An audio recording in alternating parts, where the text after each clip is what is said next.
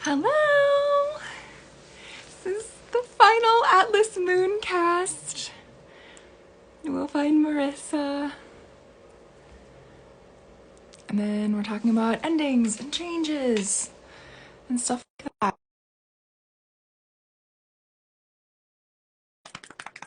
Hello! Hello, hello! Yeah? There we go. Okay, okay. Okay. Yeah, hello. Ooh, that water looks so good. I love like a big jug of water, just like so indulgent and delicious. Wonderful. I usually I usually carry around like a half gallon with me. Also, if you can't tell, my Yeah, I voice know you're a so little well. sick, There so you go. That's okay. We will go wherever we're supposed to go. It's funny. Yeah, like today when we were texting, we were like, oh, what are we gonna talk about? Et cetera, et cetera. And then I was like excited. I was like, yeah, I've got all this stuff I want to talk about, and like I want to reflect on like the journey since 2020, since I started making videos and stuff. And literally like a minute ago, I was like, dang, I'm starting to feel a little sad. I'm starting to get the grief part of an ending, which I don't normally. It's funny that I don't normally get them at the right times. Like I feel like the grief that hits me from endings is always like either before like a fear, or it's afterwards, and it's like too it's almost like a safe amount of time away, it feels like, for me to be able to accept that something has ended. You know what I mean? But I'm right on time this time.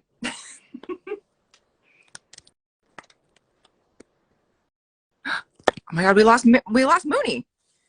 Jesus.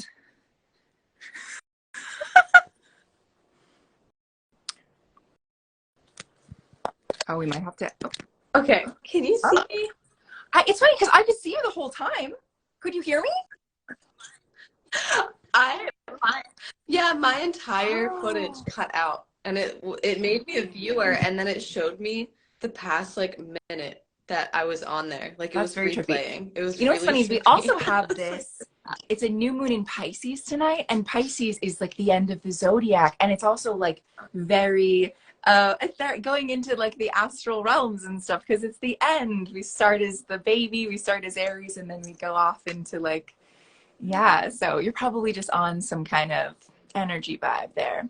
It was cool. I loved it. It was like I avant-garde. did I did not feel yeah, I did not realize that that The was full, tonight. I yeah, thought it was a or few it's a days new ago, moon. so Is it a new moon or a full moon? I think it's a new moon.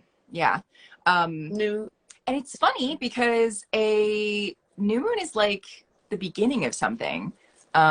So, but it's funny, but it's like a void space. So I think there's also the point of every end is a beginning, and every beginning is an end of something else. Yeah. Exactly. It's like planting the seed, Ah. you know? Um, did you want to lead us perhaps in a small meditation, or did you want to do it at the end? Because we've been doing it at Yeah. the end. We Okay. we could do a little open and close, maybe like a 30 Yes, I don't want to seconds since I strain don't you. want to I talk know too you are long in because a I don't delicate disposition right now. You've got the vapors. I'm going to. I don't want to I don't want to disturb like any meditation by my Just a bit voice of cracking. vibrato to it. I'm going to mute this just because my fan heater is on. So I'll be here All right. So we are gonna come into the space and we're just gonna have to bear with me and my scratchy voice. But closing our eyes. And as usual, just taking a few breaths, really feeling into our body, feeling our rib cage expand as we inhale and as we exhale all together, feeling your belly button contract towards your spine. Inhaling, expanding your diaphragm. Exhale, let it go. Take 2 more conscious belly breaths, so breathing in to the diaphragm again and out of the mouth. And one more time, breathing into the diaphragm. And exhaling. And just setting an intention before we dive into tonight, honoring this new moon and honoring this energy. Pisces is very intuitive and it's very open and aware. And the new moon is a time for new beginnings. It's a time for insight, but it's also a time for rest and reflection. And that's exactly what we're going to be doing tonight as we have this closing and this ending, this transition, this change. And it's such a beautiful timing as we come together and cycle into the spring, entering lighter days from the darkness. Breathing into that. And as you exhale, you can slowly open your eyes, rubbing your palms together and coming back into this space. And I'm going to send all of you a little bit of love. That was so great. Thank you. Wow, you are so amazing. I feel Welcome. like I really could, I felt like a spinning almost. And as we were changing the season, suddenly I came up and it was like, it's spring. I think we're in a little bit of like a tunnel. We're all like kind of tunneling underground and like, and it's so weird that there's this feeling of an anticipation of spring and it's February.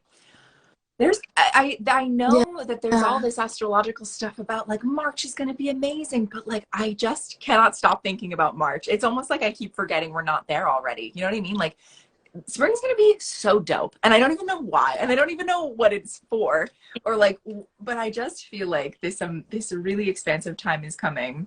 But in order to get it, we must first. It's a little bit of a Persephone. Like she has to go down, follow Hades into the underworld, and she burrows inside of herself and learns dark, amazing things and secrets of the world. And then she can come back up and be in the spring again and be back with her mother.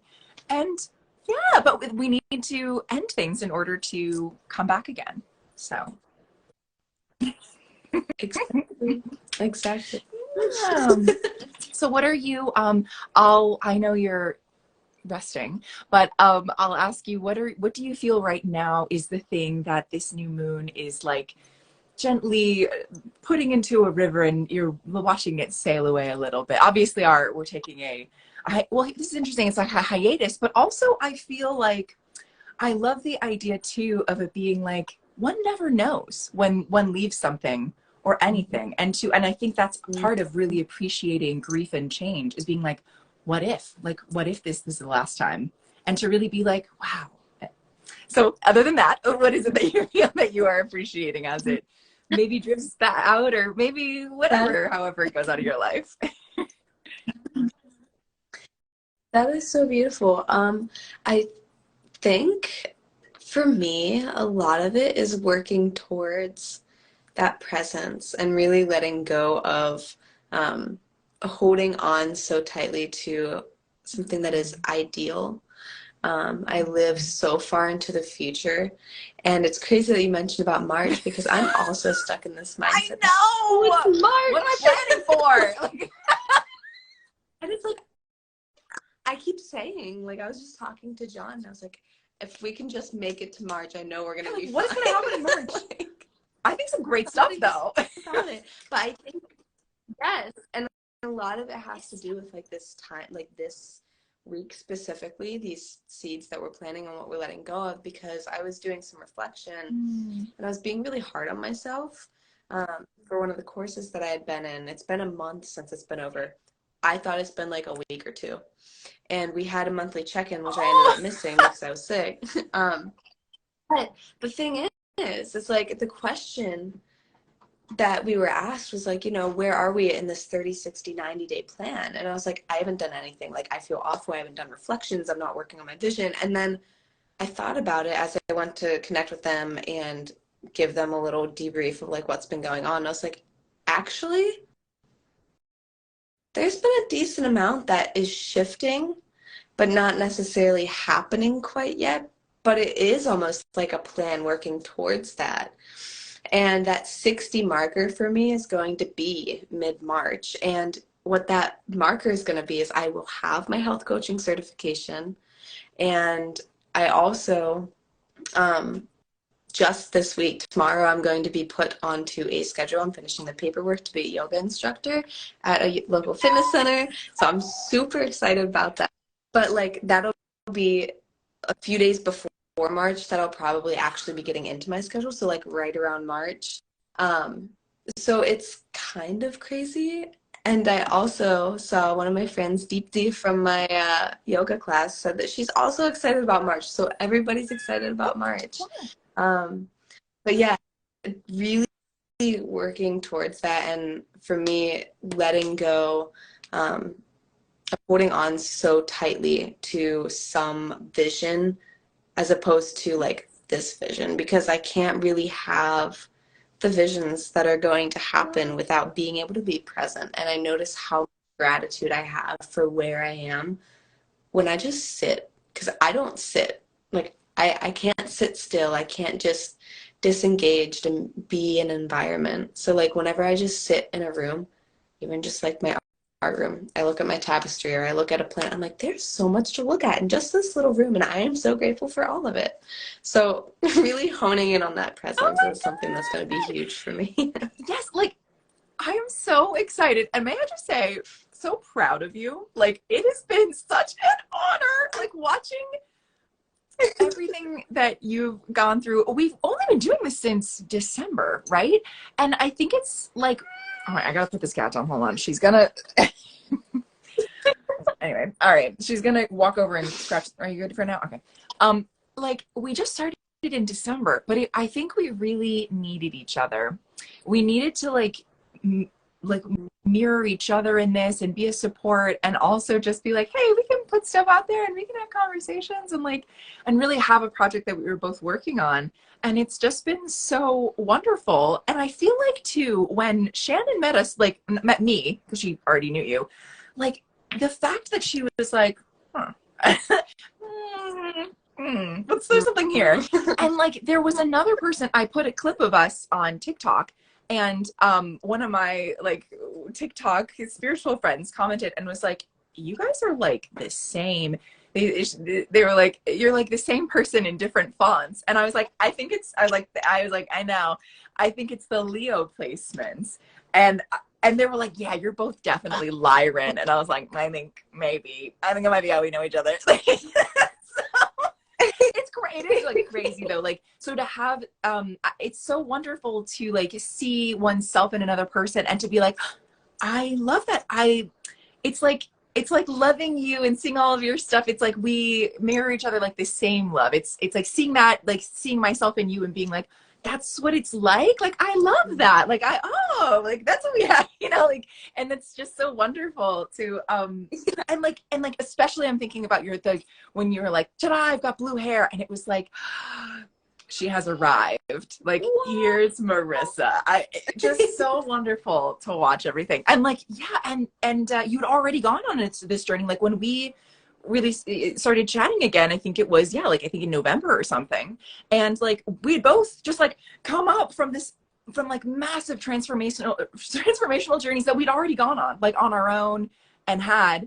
And then yeah, we're like, we got to go on this like together here. And now I think there's another like, all right, camp. Like we're gotta go on our own for a little while, and then we're gonna like see what happens in the spring. So I'm just so excited. I love Yeah. following all your stuff. And like, yeah, you've absolutely done in the past 30 days. Yeah, like yeah, I think you're hugely different. So I'm glad you eventually came to that conclusion and saw like that you have been doing a lot of stuff. Oh, yeah, and you say that too, and I just remembered. I don't know how I could forget. Tomorrow, I'm doing a health coaching workshop at the local. I think you're doing great. I'm yeah. so excited. I'm so excited. So excited. Oh my gosh. And this has been such a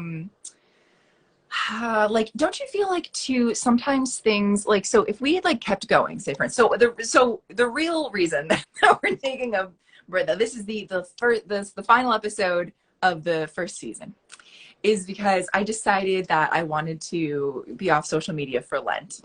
And so it wasn't like the original intention. I think we were just kind of like, yeah, we'll just keep going forever and see what happens. But I reached this end point in myself where I realized like the person that I am now, excuse me, oh, cha. That's like we're getting something. Something needed to come out so that I can like the person that I am now is me, and I love her and she's great and everything. But it was suddenly like this self was gave me like a little knock and was like, I need to change again. I like something's gonna happen and I need you to like pay attention to me and just mirror me so that I can become different. It's almost like a hermit shell changing. It's like I need to go do something by myself for a little while and see like the mirror of self. But it's so cool that like you and I are very like clearly of some similar origin or something. So it's like it's funny that this was like the intermediary step of like, well, you're pretty close. And now like you go off onto your own. And that's like what our friends are, where it's like truly everyone that I know in my life, like I see like like a glowing facet of self in, and I know that like we are somehow like working on that together.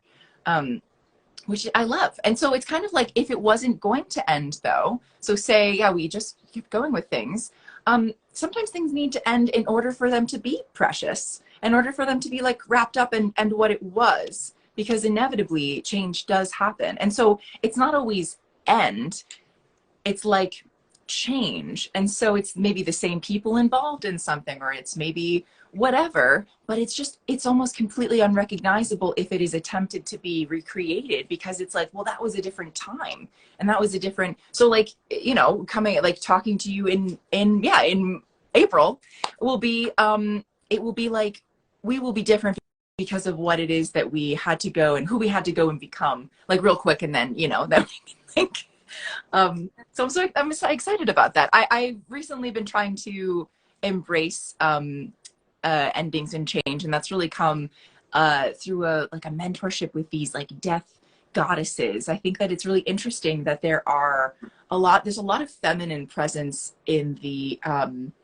like darker spirits, and I don't know if that's just myself. I mean, I'm sure everyone's got different stuff, but for me I feel like death is also an ending connects me more to this femininity, and I don't know what that is, but that's kind of an interesting thing to look into. Who do you usually work with then when you're doing endings and death? Well, so I'm only as of 2020, like, did I ever practice at all? And only it was really in 2022 that I was introduced to a lot of, yeah, like beings that I had not had a contact with before. There was a lot of like in 2020 and 2021, it was like self, like, and like other iterations of me, and like, oh, me in this timeline, me of this collective, and learning about these different collectives and time periods because I was in them. And then in 2022 it was like much more collective focused. So there were these collective deities who it's kind of like you become a part of like a lineage, or like way back in the day, you'd be part of like the cult of Athena or the cult of whatever, and you'd have a place and you go, and everyone there, you'd be like, ah, these are all facets of Athena. These are all facets of this guy. You know, you'd have a little community. I think that the one, oh, I have her on here, Sekhmet. Sekhmet was, I mentioned her before.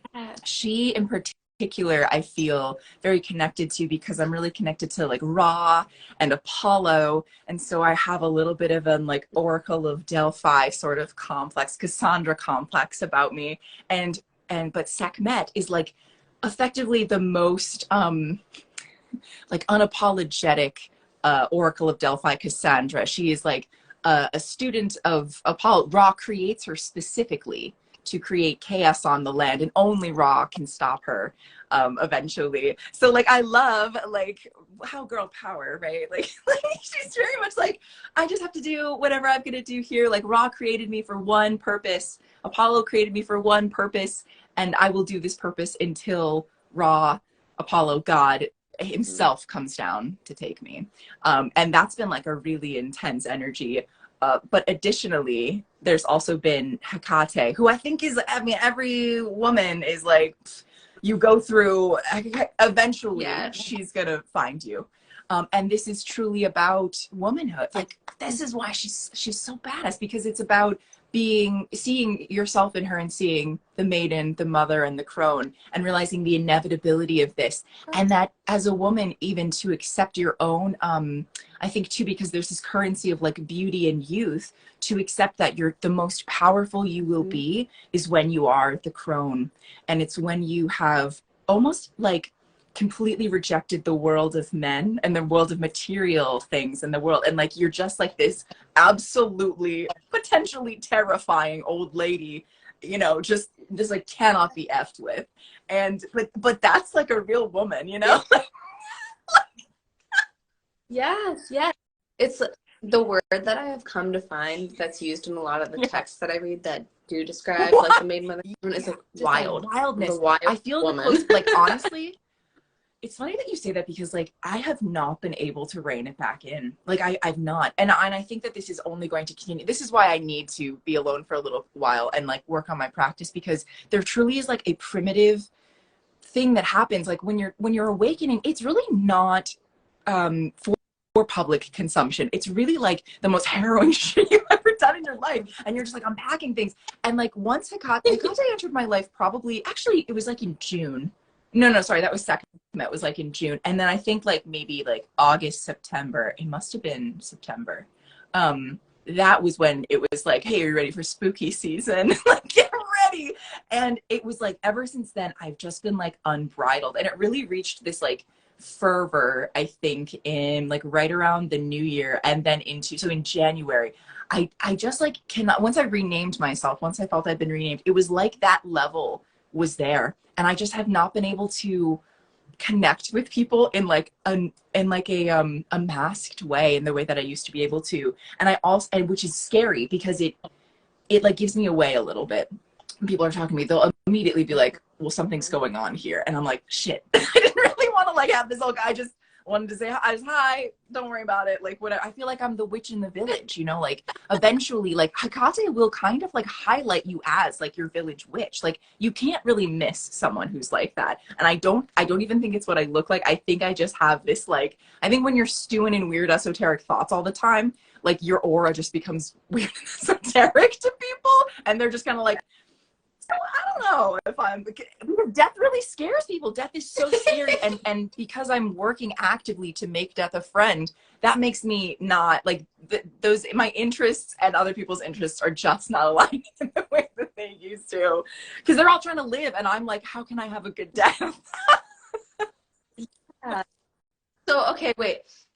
Yeah. So how do you work with death? Because this is something that I think I truly need to work on, because also with change and transition and even just spiritual practices in general, I feel as though as soon as I start to really get into it and really uncover it and dig into that dirt like within myself, I almost, I think it's more of an unconscious or subconscious like flick that I just kind of like go back to be like, I'm afraid. And I don't notice that I do it, because I'm like, yes, this is great. I'm finding out all these things, doing the work. And then I think too soon into that type of like death and transformation, I'm like, all right, I'm ready to be like blossom back in the world. Let me share my Netflix, and then we'll gonna like clean the, you know, like, and you're back into the other world. Yeah, you're like flipping back and forth between these worlds. Yeah, I know what you mean. I have not found a way to not be afraid. Well, this is what's interesting, is I'm realizing now that my fear is actually more, there's two things about it. One, it's very physical. It's like very much a physical reaction in me. And I've noticed that like I need to be taking better care of myself, because if I don't, I'm very reactive. No matter what the emotion is, it is the most of that that reaction. And it seems normal to me, because I'm able to just like flip through the catalog of human emotions at like a absolute clip, but it's very alarming to other people, and I don't want to be alarming to other people. And I'm realizing like, oh, this is how other people teach me as well. Like I'm paying attention to that. I think that it's so yeah, so taking care of my physical vessel, which I really like. Again, there's like a wildness, there's like a whole other thing about this, but like I think that I was like embracing suffering in kind of this like backwards way a little bit. I don't know, well, we'll see what the wisdom is with that, but that's the conclusion I've come to. so like regulating that so that like when something kind of scary does happen, it's like, whoop, like at least like all of the everything's functioning the way that it should. And so I'm not like just bursting my skull with cortisol. I'm not like, like my whole system isn't totally inflamed. Because that's currently what's happening. But two, I think that it's actually shame based for me. So I think for myself, so much of this, like very stereotypically, is about a like an original sin shame. So to be oneself is kind of to say, is also to agree with the fact that you deserve to be influential. And for me, I have this thing about like, I'm like, right, but I really would rather not do anything at all and blend into nothingness again, because like that's the most divine you can be. That's like how you can be perfect, is to do nothing, say nothing, be nothing, and to just be nothing again. And it's like, right, sure, sure, sure. The trip to get to nothing is a life. Like you must, the only way out is through. And so I really deal with this like shame pride complex of like, oh, I am the most wonderful human to have ever existed. Like, yes, of course, like every day is fantastic. And then the next day I'll be like, oh no, like what a blasphemy that was. Like what a fool I am. Like what the hell? And it's very stereotypical. Like it reminds me so much of like the stuff that they would talk about the saints being out, and like like just this, like, come on.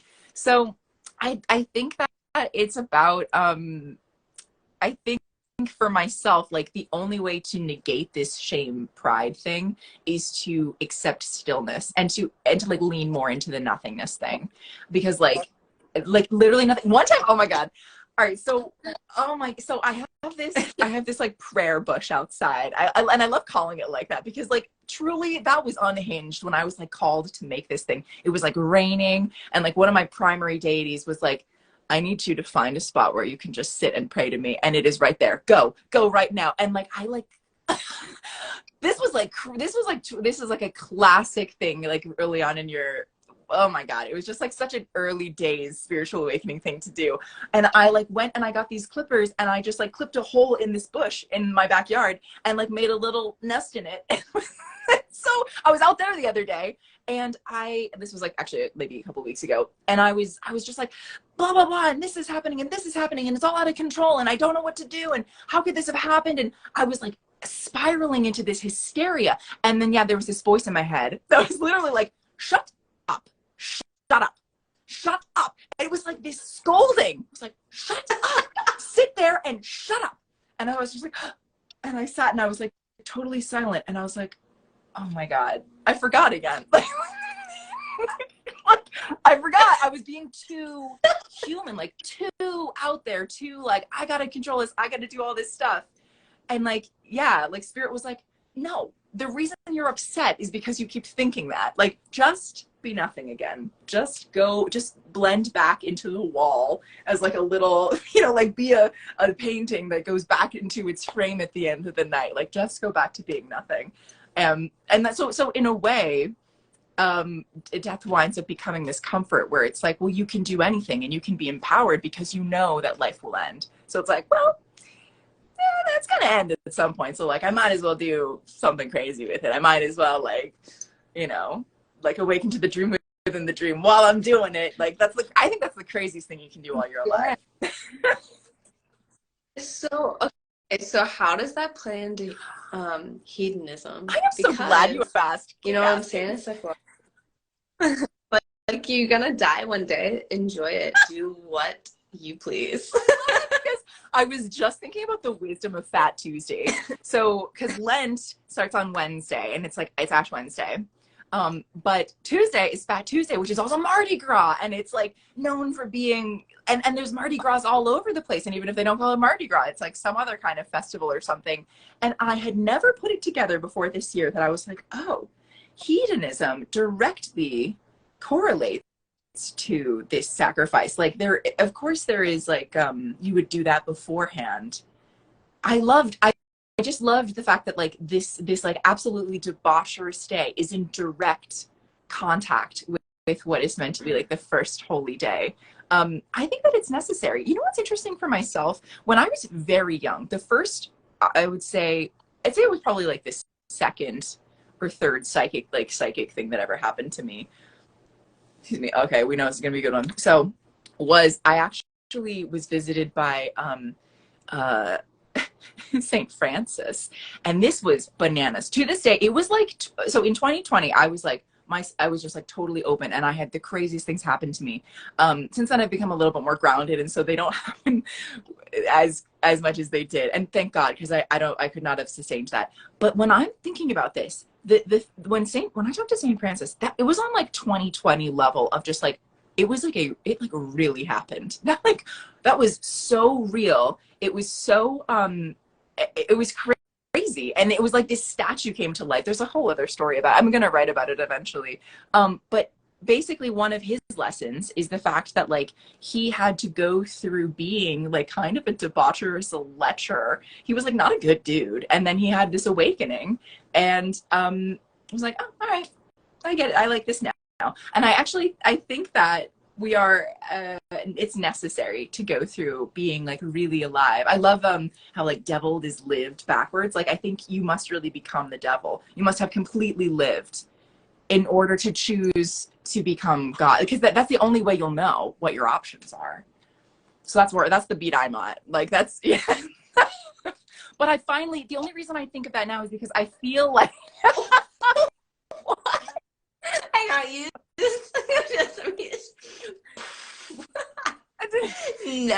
Never did I take the simplicity. I didn't come up. Yeah. That was like someone on TikTok said that the other day, and it's true. Like there is a theory that like the monks, that like a lot of these texts were either satirical, or they were meant to be more playful, or they were meant to be like a pun or something like that. And so it may have been more obvious in previous times in history that like they meant like the devil is who you become when you are just hedonistic. Because truly, yeah, like I don't recognize myself when I just am like letting it rip. I'm like, what the hell? Like, what, dude? This escalated so quickly. But I had to really become that, like the most self, in order for me to be like, well, I do feel I'm going to be 33. So I feel like 33 is this time period where like you really become an adult. Like that's like officially adulthood. And physically it is too, in the yogic tradition too. And so I feel a lot like, okay, I've really lived. I've really seen what I'm capable of. I've seen the worst that I'm capable of. I've hurt people I loved. I've gotten myself into bad situations. I've like drunk too much. I've hurt myself. Like I've really done everything I needed to do. I got it out of my system a little bit. I would really be very interested to see what yeah, like this is almost a planned death that I have here. Like I'm planning on seeing what comes out when I like, Persephone goes down, kind of like hangs out with Hades for a while, and then emerges like ideally at the end of whatever it is I'm about to experience through Lent. There's a whole bunch of other stuff other than just like not being on social media. I think there will be a different self. And so I think like the hedonistic life I needed. I was not like an awakened person. And I wasn't particularly like something that I now believe is that like I am always watching myself, and that I'm never alone. But because I truly thought that I was alone, and I thought like God wasn't watching, I thought nobody cared. It was like, why not just do this thing that feels good, because no one will ever know. And I didn't believe in karma. I didn't believe any of those things. So like I was much more drawn to that. But now that I can see the direct one-to-one correlations, and I can see stretching out throughout my entire timeline, I'm like, yes, of course, these things do matter. Like nothing is done in the, that's the funny thing about like what's done in the dark will come to the light. Nothing is done in the dark. It's all in the light. Like it's just whether or not you are aware of it, or you like are even like there's a lot of like cognitive dissonance that I was putting myself through, being like, well, this is fine, and it's like, was it fine? Was it fine? Or did you just like not believe in God at the time? So like but yeah, so St. Francis has always been a little bit of a just in the back of my mind, where I was like, well, you can always go back to, you can like, let's see what life is like first, and then we'll maybe circle back. And I naturally did. I wasn't planning on becoming a spiritual person, but God snatched me and was like, hey, wake up. I let you be a total shit. I let you be a little sneaky. I let you be sad. I was mostly sad. All my stuff was because I was sad. God was like, I let you be sad for a while. Get out. That's crazy, because also I love St. with St. Francis. My mother works at St. Francis College, and I almost went there. So St. Francis. You Francis has dude. kind of Oh, I been have a, yeah, around. he's on my, Um, yeah. he's on my Saint, I got a whole bunch of them. It's a good one. You know what's funny about your mom? I almost text, I don't know why I didn't text you this. I was in the grocery store the other day and someone said, hey, Mark. And I was like, oh, that's funny. Like, you know, cause your dad's, and then he said, yeah, Melissa. I was like, what? And I was like right between them. So they were like talking over me and I was like, ah. But I don't remember why I didn't tell you that, but I just remembered. I don't know. What the heck? And I just like as a side note, yeah, I'll have to send this to you. I found that video where someone explains that what Melissa is. The Melissae were like the priestesses of, oh my God, I already forgot who it was again. Clearly I'm not supposed to say their name, but they were the priestesses of somebody and they were called Melissa. That's what the name is from. But it also means like beekeeper. It's something about like sacred bees and stuff too is involved with it. Yeah. Yeah. That's crazy. Well, it's so interesting too. You think about, you said priestess, and then I don't know why, but this entire conversation since we've started, a lot of the tarot archetypes keep coming up in my mind. And you said hermit, and that's one of the tarot in the first 5 minutes of us getting on here. And then we talk about the priestess, and then you also think about, because you have the high priestess, and then why my brain is totally going on a blank right now. Oh, the Empress. And I always feel like the Empress represents more of that. I'm so glad you said that because I also have been like, she's scary. People are like, oh, the Empress. And I'm like, are we sure? She's scary. Yeah. Right? She's a conqueror. And like, yes, exactly. And then, oh, the Empress, the High Priestess, and yeah, there's also the Magician, the Hermit. And then you have the archetypes of like the moon and the sun and the Fool, and all of them represent people. But like, I just keep thinking about all of them as you were talking. I'm like trying to pull out my tarot deck right now. Oh, and then you also have like the sun, which is the tarot card that's on the top right now for me. And this is what she looks like. Even though it's a sun, it's like a withered sun. It's like a. Yes, and she's on a black horse too. I don't know how well that sounds intense. But this is also the Dark Wood Tarot, so it's supposed to be a shadow work tarot. Yeah, I love it, but I also was thinking about Lilith too, as you were talking about the goddesses of change and death. And I didn't know if you knew anything about Lilith, especially because she does have more biblical relations.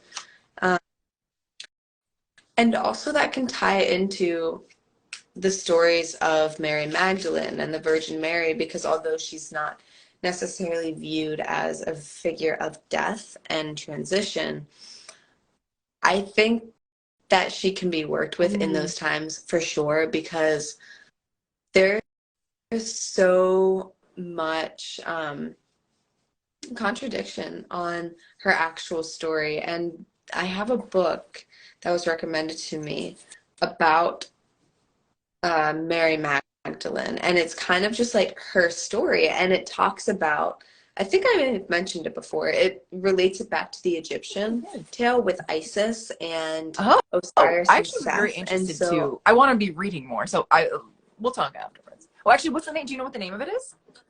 Yeah, it's The Moon Under Her Feet, and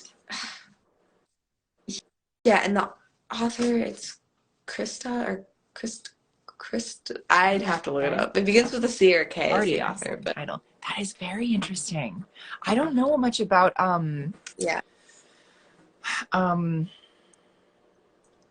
Lilith in particular. I think one of the that figure for me in my life who has come up all throughout my life has been Baba Yaga, who is also very similar in like a Hecate tradition. But yeah, I feel like sometimes the thing about like death and transformation and these intense things is that it's almost like they don't encroach. I think like this is why maybe there is so much fear about it, because it's like there are like so much of change is inevitable and everything, but death doesn't really, there's that phrase like death comes for us all. Death is really just doing its job, or like they're just there. And like Hecate and all these, you know, they won't really, they're not gonna just show up if you haven't like earned them. It's so interesting that we think of it as like a scary, like, oh, the Grim Reaper's gonna come and stuff. But it's like, have you thought about what an honor that is? Hold on, this cat is. Cat, please. Oh my God, I almost forgot to. Duh, you were telling me. Quat also is a is a goddess of death and transformation. I forgot to tell them, Quad. Thank you for reminding me, because her name is Four, which so she represents death, which is so lovely of her, and she makes it cute and approachable. I was actually thinking about maybe writing a children's book where Quattro is the Grim Reaper, but she is so lovable that you're like, well, this is my friend. She's been with like anyway. Yeah, and similarly to like Mary Magdalene, so we think of her as like a mother of compassion. And so really the, you know, the goddesses and the deities who we turn to in these hours of need, like they get a reputation as like death deities or whatever, like Baba Yaga, who's like out in the woods. You must find her. It's a kind of a trek to find her. But once you're there, like you came to her, you were like, you're the one who's knocking on her door. Like, and so you're really asking, like, listen, I'm in this hour of need. I'm in this hour of transformation. Like, yeah, like Mary, come, like, be with me now during this. And so it's really not them. It's really not like their doing of it. It's the fact that like we are dying, or we are going through something, or we are killing a part of ourselves. And so we need company for this, like companionship, like a divine witness to our own transformation, because we're the ones doing the dying and the changing and the transformation, not them. I absolutely love that. And I'm looking now as you're talking about like us going through this transition, and I cannot stop thinking about like the tarot journey and the journey of the archetype, because it starts out, so the 12th card in the major arcana, that's like before, it's like the smaller cards, like aces and swords and whatnot. The 12th card is the Hanged Man, and that's like the archetype of the mystic. And so like the deeper you look, the more is revealed. And it's like that moment of like stillness. The Hanged Man, obviously, when you are hanged, that's you're dead, you're being killed. It's that stillness before death. And it's also that reversed perspective, which really is a death in and of itself, because when we flip our perspective and we get that those fresh eyes, I guess, before birth, that is a death to the ego that we are presently living in. Ego dying. And I think exactly, because the 13th card, which also 13 with the number, and then if you want to get into numerology too, you also said 4, archetype of death. 1 + 3 is 4. So in numerology, you break the numbers apart and you add it. So that's the 13th card? The 13th card. Interesting. I didn't even realize that. Yeah. And so it, in my book, it says like, let death teach you how to live. And I think that is so beautiful. And you were also talking about for Quattro being a Grim Reaper, the skeleton. And I just keep thinking about the artwork of like the Dance with Death, and you have like the dancing skeletons, and just like the human figure in general. Like whenever we think of death and we have the Grim Reaper, it's a cloak and it's a skeleton and a scythe. Is that how did I say right? Like those 3 things, like stripped to the bones. And we think about that like, oh, it chills me to the bones. And it's like so interesting how we relate that and like the soul, those 2 things. Like we don't ever just say like, oh, you know, my skin is really cold. No, it chills me to the bones. And that's when you know like something means like there's meaning there. But yeah, so then goes on to the 14th card, which is Temperance, which is of complexity and like transcend duality to embrace entirety. That's totally what we were just talking about with like Fat Tuesday coming before Lent, like this like escalation of passions coming before like a temperance, like a Exactly. Yeah. And you embrace it after like this death. And then the 15th card, so after temperance, after embracing duality, is the devil. Mm. And it's like the archetype of shadow. Make your fear your friend and turn your obstacles into your allies. And it's like you've gone through death. You've witnessed that still point. You've had that flipped perspective, and you are experiencing duality and stepping into entirety. And now you are able to witness the devil in the Yeah. way that, making your fears, stepping into your fears, facing your fears, which then, this is the last one I was going to talk about, leads to the tower. And the tower is the archetype of destruction, and that is the act of release and is the act of surrender, like the ultimate surrender. And any tarot deck that you see, it's like Yeah. it looks like complete destruction. You think of this foundation, you think of your life, like everything you've built up as this tower, and it's just like whoosh, it's life changing. Like whatever it is, good or bad, it's gonna rock your world. And that's like after all of that Ah, transition, that transformation. Um, ah, so yeah. And then it goes yeah. on, and then it just continues to go on, kind of like Life our goes life, on. our stories as we transition. Yeah. It Oh goes my on. God. There was this TikTok I saw this summer at some point. And this woman was like crying, and there was like this beautiful music playing in the background. I don't even remember what it was. She was just crying, and she was looking at a sunrise, and she'd clearly been up like all night or something. Like you just felt like you were really catching her at the end of a pivotal dark night of the soul. And she was crying, and she just kind of smiled, and the caption was, "It goes on?" Question mark.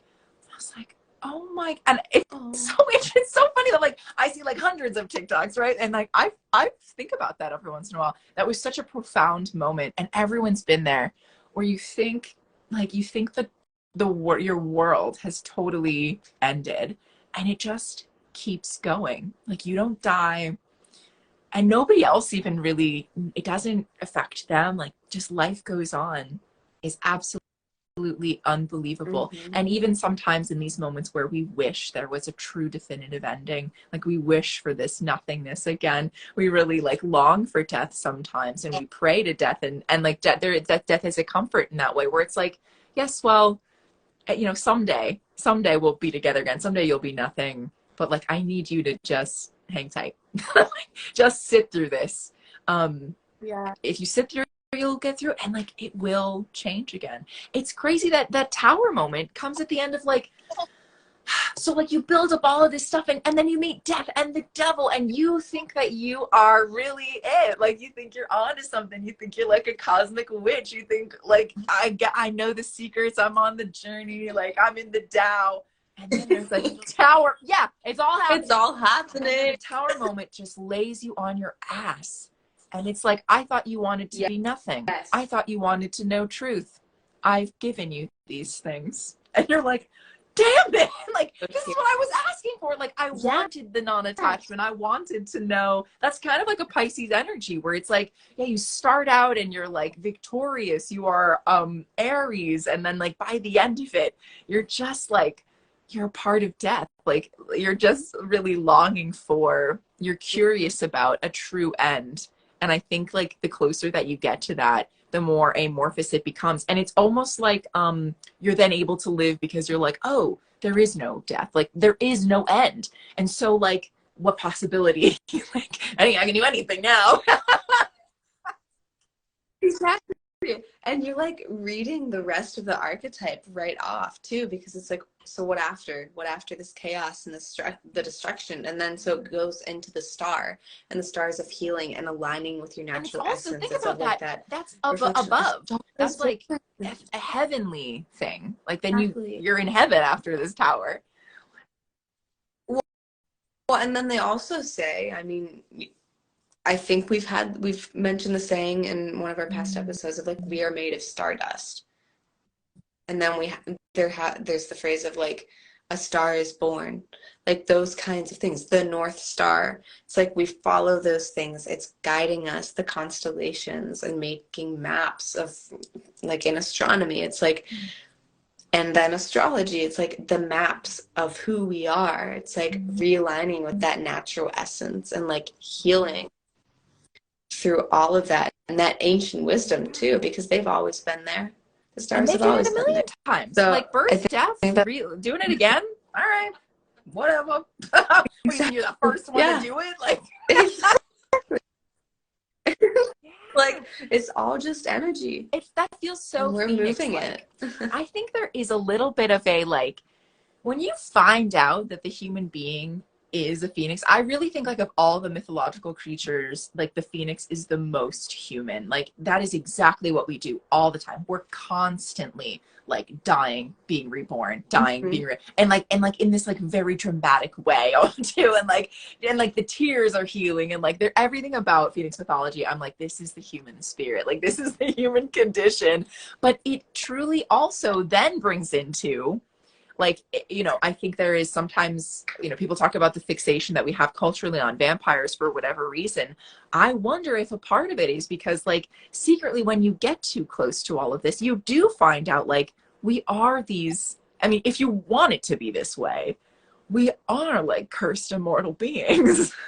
It's not a curse eventually, but like when you do, there are times in the spiritual journey where you're like, I like the fact that is that we are eternal and inevitable, um and that like there is never really like a true nothing point, that becomes overwhelming too. And so I think like death winds up becoming like this fantasy, like almost like Santa Claus or something, where you're like, I wish this thing was real, and like you project onto it everything. Like you can make death whatever you want to be, because like it's never going to, like it's, you don't know until you know, right? So like it can be anything you can just like scream into the void, and the void can only echo back to you because it's a void. So like, but it's a comfort because Yeah, it's your own yeah. echo eventually. So I think that like, you know, one of the beings who I met when I was like awakening in 2020, it was kind of a rapid fire event, was the being who I am when I die in this lifetime, and I come back to myself. And this is what started my spiritual awakening, because they were effectively like, hey, you learn to meditate and do a whole bunch of cool shit, and that's like why this is happening right now, like why I'm able to do this. And I was like, what? And like, but it felt, and in my mind I still consider this being to be death incarnate, because they felt that way. Like it was, there was like a finality. Um, and it wasn't anything. Like it wasn't joyous, and it wasn't terrible. It was like this, it was like a neutral peace. And I've been dreaming about it. I love it. I'm so glad that happened, because now I'm like, well, at least I know at some point I just don't, I just let go. Like it's just, yes. You know what? I think too, though, like that No, it was great. does It not sound was, lonely. And one of the biggest, exactly. And one of the biggest fears with death is it's oh, gonna be I think lonely. we're sick of That's one each of the other. I think that's why we were fears. like, let's get a little time apart and be different people. I think we cannot escape each other. I'm serious. Yeah. Yeah. Yeah. Yeah. So, which is why every goodbye really is like a see you later, because like you do eventually, but you never. But Yeah. so I always Yeah. like knew that part of it. But what I love appreciating now, and like what I'm trying to lean into, is the fact that you'll never be the same person that you were, though, and you'll never meet that person in the same way, like especially if you meet after death again. Like the transformation you will have had is like literally quite different from the way that you knew each other if you lived a life together. And so it's in that way, there's almost been like more death around, because I've started seeing everybody I know is this is a little bit more. I should probably like reel it back on this, because I could potentially freak myself out with this one though. But I've been trying to see everyone I know as like already dead, and someone who I will never meet the exact same version of them ever again. Even if I see them again in a week, anything can happen to you in a day and can completely change your life. And so I don't know what sort of life philosophy will come from that, but I've noticed myself doing it a lot. And I think one of the best mythological creatures who really embodies death is the Doctor from Doctor Who. he's always dying. Like there's always this beautiful transformation scene where, you know, the doctors will have like a last speech like that, and you know it's kind of coming from that actor who got to be the doctor, like and it's so beautiful, and it's kind of like a cultural moment. And then they have to relearn themselves over again. So even if though they had the same memories, there's this understanding that like, of course I'm different. I'm not my memories, and I'm not the things that happened to me. Like I'm just like, sometimes we just are the way that we are. And it's you can know everything about yourself. You can know psychology, you can know astrology, you can know your charts and what you should eat and whatever. But you just are the way this human is. Like, it's just the human. Like, of course there's nothing behind the human. Like, of course it's all smoke and mirrors and there's like a oneness. But like, what about this human? Like in the spiritual path, it's like all of a sudden I turned back around and was like, oh, I'm supposed to be getting to know like the person that I am, and that I sort of have. I have some control over her, obviously, but like, it's mostly about getting to know her and letting her show me what her life was like. Because again, I think of this like quantum, like it's all happened already. So I'm kind of like watching it back. And there are very, you and I've talked about deja vu and everything. In the deja vu moments that I've had, like I don't have them like the way that you do. They make me feel like, oh, what if this is already like, this has already happened and I'm literally just watching it back at this point.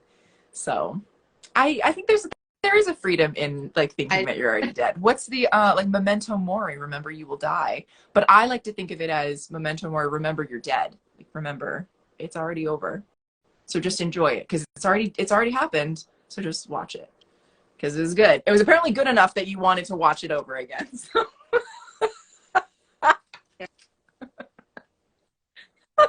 That is insane. That is.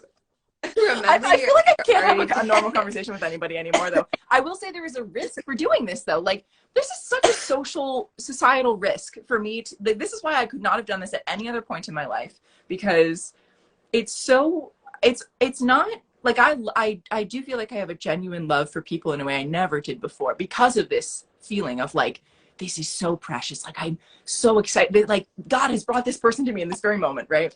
But it's like, but it's also a little bit like, right, but you're living in this like mindset of death and ending. So like, I kind of can't and I think this is why eventually spiritual people like wind up needing to drop out of mainstream society, because inevitably I will reach a point, and it probably won't be for a while, but like I will reach a point where it won't make any sense to like I will be holding myself back in some capacity, and also like unsettling like a community that I should not be like that they must, they don't need someone in it like talking about like having this thing. So I don't know when that will happen.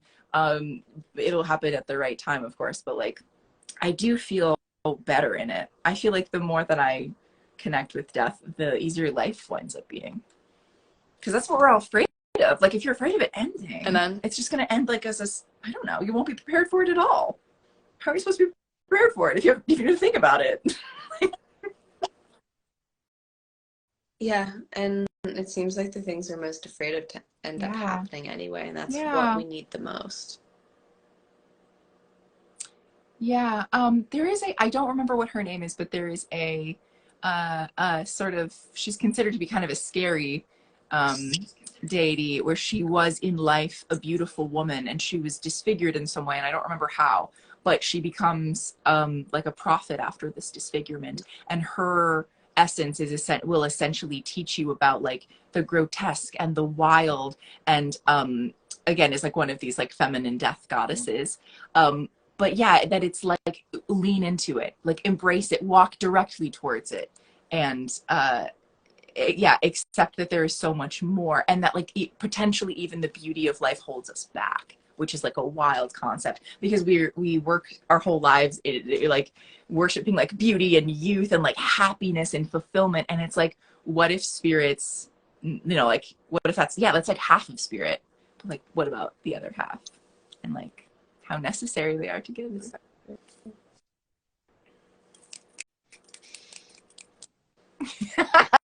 Yeah. Do you want to lead us in a closing and a goodbye? Okay. Yeah. Here, let me sit down a sec.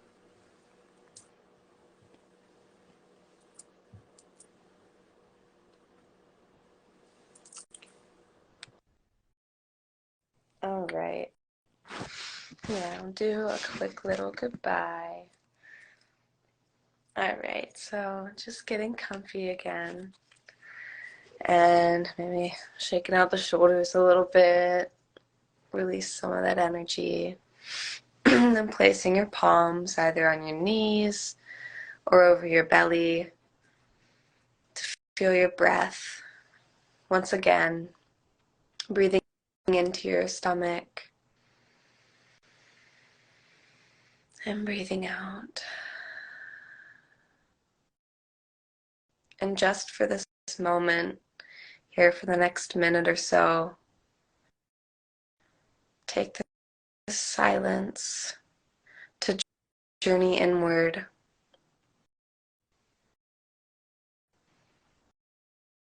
and go to that place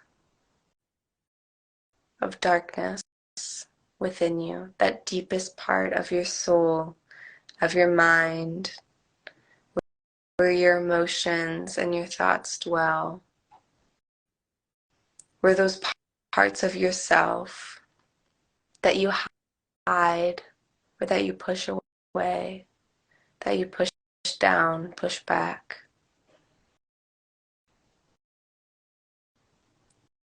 Go to that space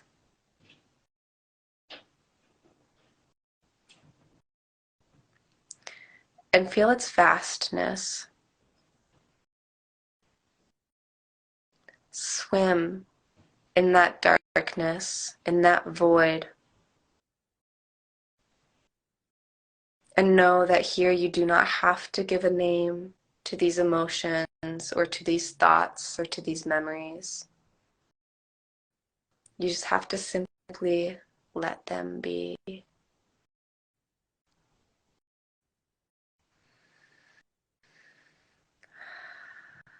And as you take another breath, see yourself drifting in this space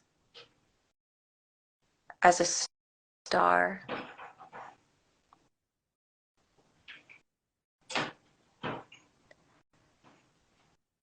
And allow that light to begin to grow. And know that from here, from this dust that you are, you can create worlds and galaxies and integrate yourself into the universe that you are already a part of. Witness this change within yourself in this transition.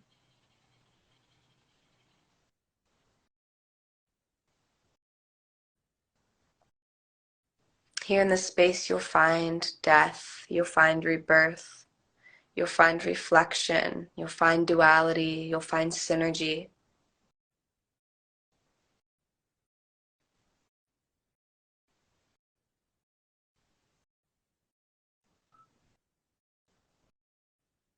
And as you take a few more breaths, allow yourself to come back into your body. Feeling your cells as stardust still.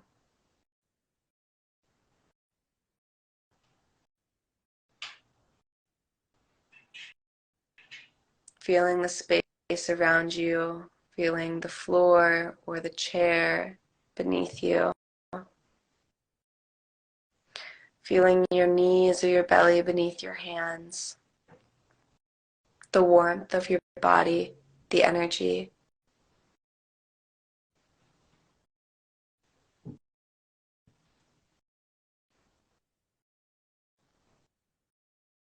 Know that we have already lived, that you have already lived.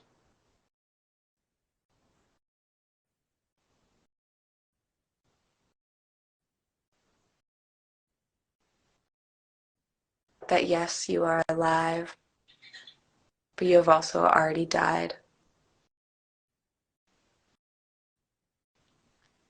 That there are parts within you that are dying. As I speak, as you breathe, organisms and dust and particles drifting.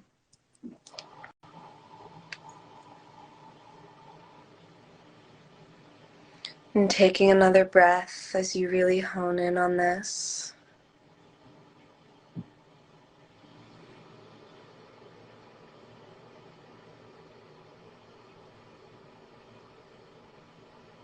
And allow yourself to reside back, stardust to stardust, and welcome in this transition and this change as we move into the new season of ourselves, of this earth, from this new moon, and even from the simplicity of this evening into the following day, as the stars rise, as the moon rises, and then eventually as the sun too will rise.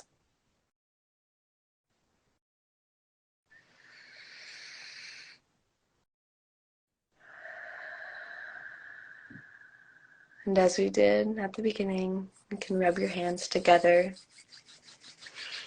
and this time place them over your eyes,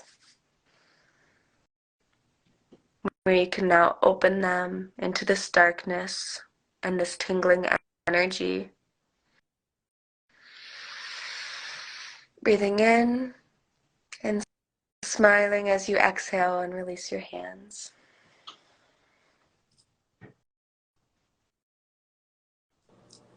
That was really profound. That was beautiful. When there's something about how opening your eyes and seeing the darkness that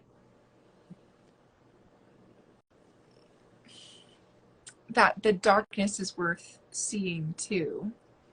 And when we awaken, it is not to escape the darkness, but to see it more fully, completely.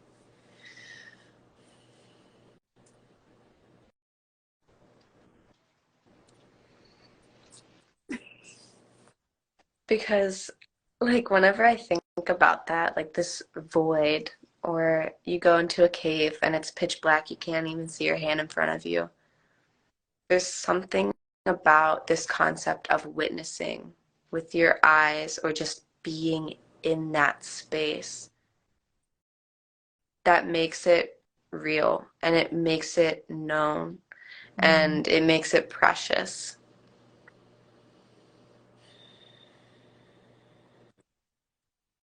Because it's like you can't see it, but you can see it in other The ways. word that's coming to my mind is savor.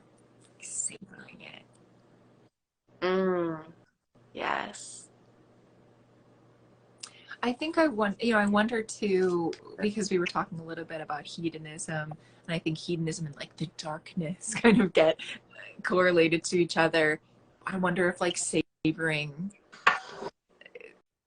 is maybe a part of that too.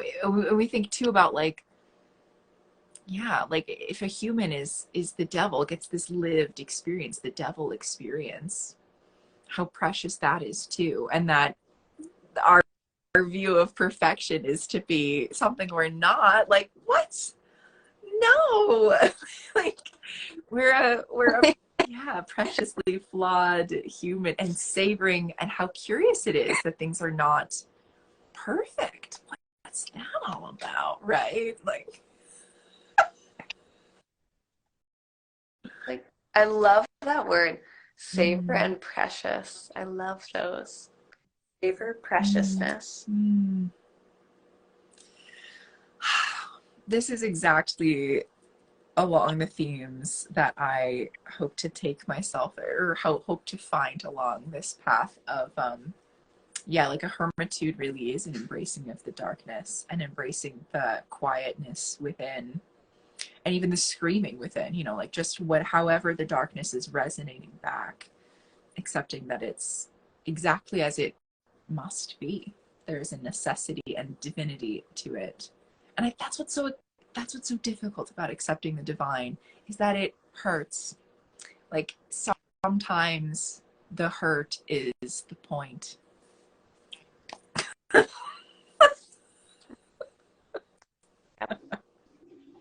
Yeah. Radical. I also want to mention, like, in at the beginning part of the meditation, it occurred to me how much I'm afraid of sleep. I don't think I'd ever really put that together before because we didn't talk about like the little. Well, I say the orgasm is the little death, but like sleep, I think is like the true little death. They really named that wrong because like we die every day. Every day is a new day. We die. We're never the same person the next day. We're greeting a totally new person and a new. And I've always had sleep problems, and it just occurred to me. I was like, what if I'm afraid of sleeping? I am Yeah, too. I get afraid at night mostly. I yeah. feel fear, but I don't know where I have it's like an coming extreme from. resistance to going to sleep. I had like a lot of sleep apnea problems when I was a kid, but even still, I've done a lot of work around like fixing that. And I really think it's just like, yeah, sleep feels like a psychic trip every night, especially with I know your dreams are crazy. You know what I mean? Like if you got crazy dreams, if you're like even mildly psychic in real life, like your dreams are just an absolute shit show. So like sometimes I'm like, I'm exhausted. I'm so tired. I don't even want to, I don't want to dream. I'm into sleeping, but like no thoughts, please.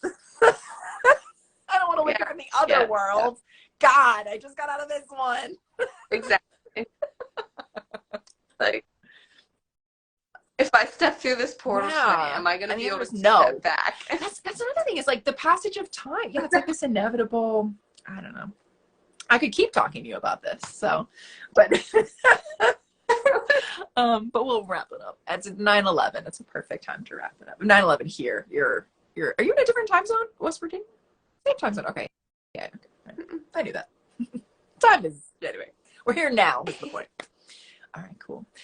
Ah, well, I love you. This has been such a wonderful journey, and I'm like obviously the very beginning of our many journeys together throughout our life. So like it's but I love that we get to even appreciate endings together as a part of our greater life, you know? Like that's so necessary. So it's been a real pleasure.